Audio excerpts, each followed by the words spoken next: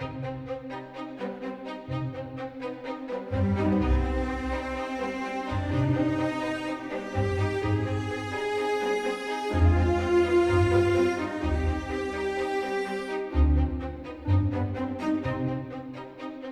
it's Dr. Silva, and I'm just going to say a few words about sexual dysfunction due to medication.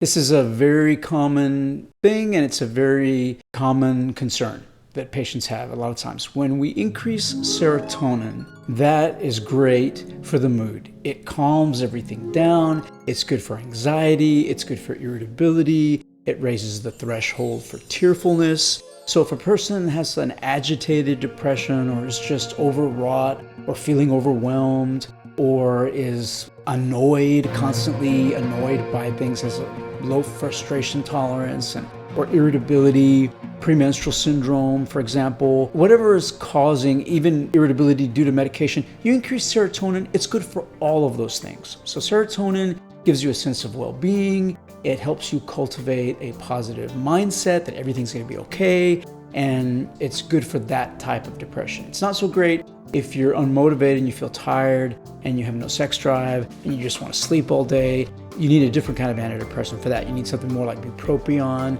more stimulating, that's going to increase dopamine and norepinephrine. So those are the major monoamine neurotransmitters: serotonin, dopamine, and norepinephrine.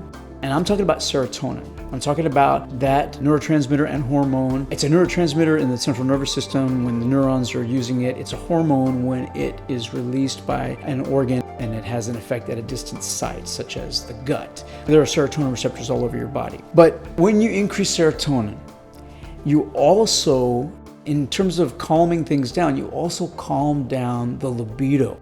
You're less passionate about everything, and that includes passion in the bedroom. So you have less interest in sex, you're less arousable. It can be a really significant problem. For example, in postmenopausal women who are already experiencing a significant diminishment in their sex drive, you could annihilate it with too much serotonin, too high of a dose. And that can happen to anybody. It's part of anhedonia, the opposite of hedonism. So you just don't find pleasure and you don't get excited about a lot of things, and sexual excitement and sexual interest and pleasure is part of that. And in as much as you will experience a diminishment, which is dose dependent, so the higher the milligrams, the more serotonin that you have, particularly via the reuptake inhibition mechanism, where you're blocking the reuptake of serotonin, particularly that mechanism, you will calm down, but you may experience anhedonia to the point where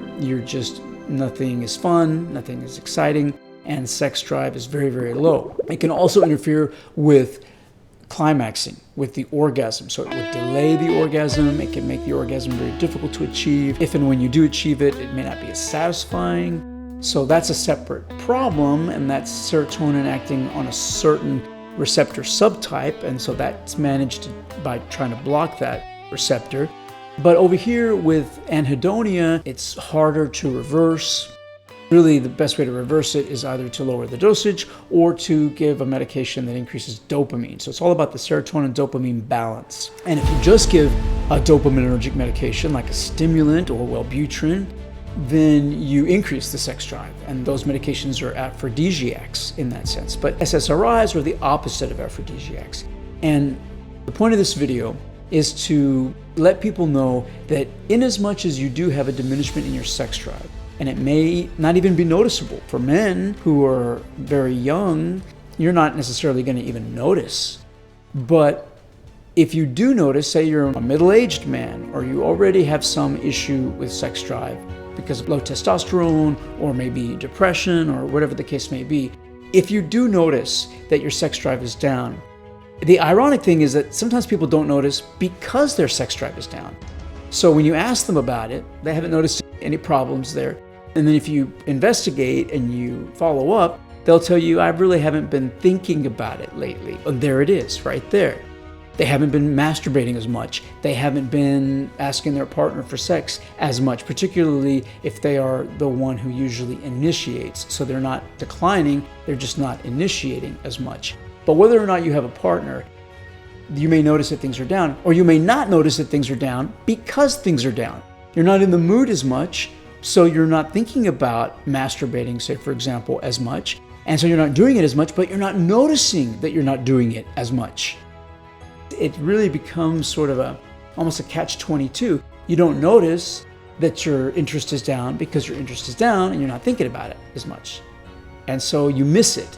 You miss the fact that, oh yeah, here lately I haven't been thinking about it as much. But people that know that SSRIs cause that, or that increasing serotonin cause that, sometimes will notice because they're looking for it, or they're just more aware of it, or when the practitioner asks them. And the thing is that you may not be spontaneously as arousable. You may not be thinking about it as much or doing anything about it as much because there's no itch to scratch, right? You don't feel any deprivation because you're not in need as much. And the body can be healthy and not have sexual release. Even men can go long periods and do okay if their sex drive is down. But it doesn't have to be a problem, because if you are aware of it, once you turn your attention to it, if the dose isn't too high and there aren't any other variables impinging upon that, you can have a normal sexual functioning for the most part.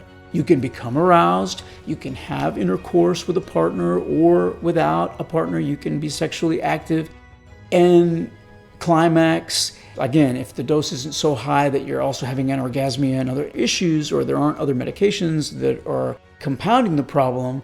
And so all you have to do if you want to have normal sexual functioning or normal sexual relations is make it a point to do that. Understand that it's not just going to spontaneously occur to you the way it has been, or at least not as much, and you have to make appointments to have sex, right? Especially if you're married or if you're in a relationship. That all you have to do is say, I'm going to make it a point that we're going to have these date nights and we're going to be sexually active, and once you turn your attention to it, you're fine. And that's the majority of people. Yes, your libido is down a little bit, but all you have to do is decide that you're going to be sexually active. And now maybe you have to make a decision more so than you have in the past, particularly if you're not a super sexual person to begin with. If your baseline is kind of normal and you have sex maybe with your partner maybe once or twice a week, say you're at that level, then that could go to 0 week after week after week if you are on these medications and you're not attending to it. But you can bring it back to your normal 2 to 3 times a week or whatever it is by making a concerted effort. So a lot of times patients, they don't realize that. And then once they do, well, then they didn't even know they were having that problem. And now that they know it, they can address it and the problem goes away. It's not even really a problem. So there is an argument to be made that if you're not noticing it, it's not a problem to begin with. However, it should be something that people are aware of and they can do something about it if they so choose. So I do have another video on sexual dysfunction, and if it's a real problem, but we have to have high doses because we have high anxiety or something, what we can do to mitigate these side effects. There's separate videos on all of that. So I encourage you to check those out. You can start here.